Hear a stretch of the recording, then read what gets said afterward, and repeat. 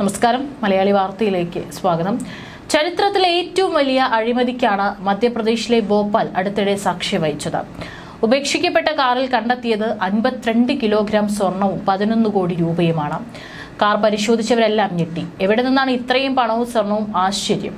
അന്വേഷണത്തിന് വഴിമാറിയപ്പോൾ പുറത്തു വന്നത് ഞെട്ടിക്കുന്ന വിവരങ്ങളാണ്. ചരിത്രത്തിലെ ഏറ്റവും വലിയ അഴിമതിയുടെ വിവരങ്ങളിലേക്കാണ് പിന്നീട് മധ്യപ്രദേശ് സാക്ഷ്യം വഹിച്ചത്. ആരാണ് ഇത്രയും സ്വർണവും പണവും കാറിൽ ഉപേക്ഷിച്ചത് എന്നതായിരുന്നു തുടക്കത്തിൽ അന്വേഷണ ഉദ്യോഗസ്ഥരെ കുഴക്കിയ ഒരു ചോദ്യം എന്ന് പറയുന്നത്. അതിനിടെ 8 കോടി രൂപ പിടിച്ചെടുത്തിട്ടുണ്ടെന്നും ലോകായുക്ത പറയുന്നതെങ്കിലും 55 ലക്ഷം രൂപ മാത്രമേ കണ്ടെടുത്തിട്ടുള്ളൂ എന്നാണ് കോടതി രേഖകളിലുള്ളത്.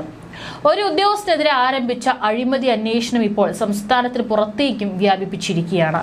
അന്വേഷണ സംഘം, എൻഫോഴ്സ്മെന്റ് ഡയറക്ടറേറ്റ്, ആദായ നികുതി വകുപ്പ്, റവന്യൂ ഇന്റലിജൻസ് ഡയറക്ടറേറ്റ് തുടങ്ങി വിവിധ ഏജൻസികൾ അന്വേഷണത്തിൽ ഭാഗമായിട്ടുണ്ട്.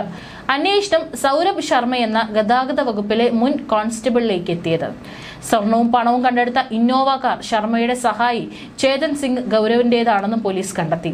ലോകായുക്ത ഉദ്യോഗസ്ഥർ വീട്ടിൽ റെയ്ഡ് നടത്തുന്നതിനിടെ ഇവർ കാറിൽ സ്വർണവും പണവുമായി കടന്നു കളയുകയായിരുന്നു. റെയ്ഡ് നടക്കുന്നതിനിടെ സൗരഭ് ശർമ്മയുടെ തന്നെ കുറച്ച് അകലെയുള്ള മറ്റൊരു വീട്ടിൽ സൂക്ഷിച്ച പണവും സ്വർണമാണ് കടത്തിയത്.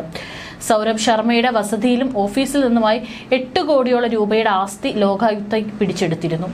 500 മുതൽ 700 കോടി രൂപയുടെ ആസ്തിയുണ്ട് ഇയാൾക്കെന്നാണ് ലോകായുക്തയുടെ കണ്ടെത്തൽ. ഇയാളുടെ ആസ്തി വിവരങ്ങൾ അറിഞ്ഞവരെല്ലാം ഞെട്ടുകയാണ്. ഒരു സാധാ ഉദ്യോഗസ്ഥന് ഇത്രയും സ്വത്തോ എന്നതായി ചോദ്യം. എന്നാൽ അഴിമതിയുടെ അവസാന വാക്കായിരുന്നു സൗരഭ് ശർമ്മ. ചെക്ക് പോസ്റ്റിൽ നിന്നും മറ്റുമാണ് ഇത്രയും തുകയുടെ ആസ്തി അനധികൃതമായി ഇയാൾ സമ്പാദിച്ചിരിക്കുന്നത്.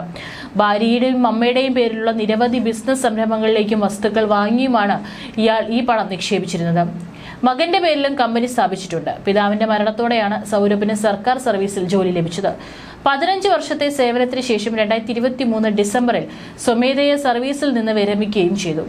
കാർ ഗൗരവിന്റേതാണെന്ന് കണ്ടെത്തിയിട്ടുണ്ടെങ്കിലും സംഭവത്തിൽ ഒരുവിധ പങ്കുമില്ലെന്നാണ് കാറുടമ ആണയിടുന്നത്. നിലവിൽ സൗരഭ് ശർമ്മയും ചേതൻ കൗറും ജുഡീഷ്യൽ കസ്റ്റഡിയിലാണ്. 2024 ഡിസംബർ 19 ഭോപ്പാലിലെ പ്രാന്തപ്രദേശത്തുള്ള മെന്റോറി ഗ്രാമത്തിലെ കൃഷിയിടത്തിന് സമീപം കാർ കണ്ടെത്തിയത്.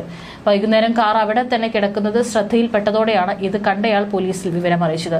പിന്നീടാണ് ഇതിൽ കോടിക്കണക്കിന് രൂപയും അതുപോലെ തന്നെ സ്വർണവും കണ്ടെത്തുന്നതും ഇത്തരത്തിലേക്കുള്ള അന്വേഷണത്തിലേക്ക് കാര്യങ്ങൾക്ക് വഴിവെച്ചതും.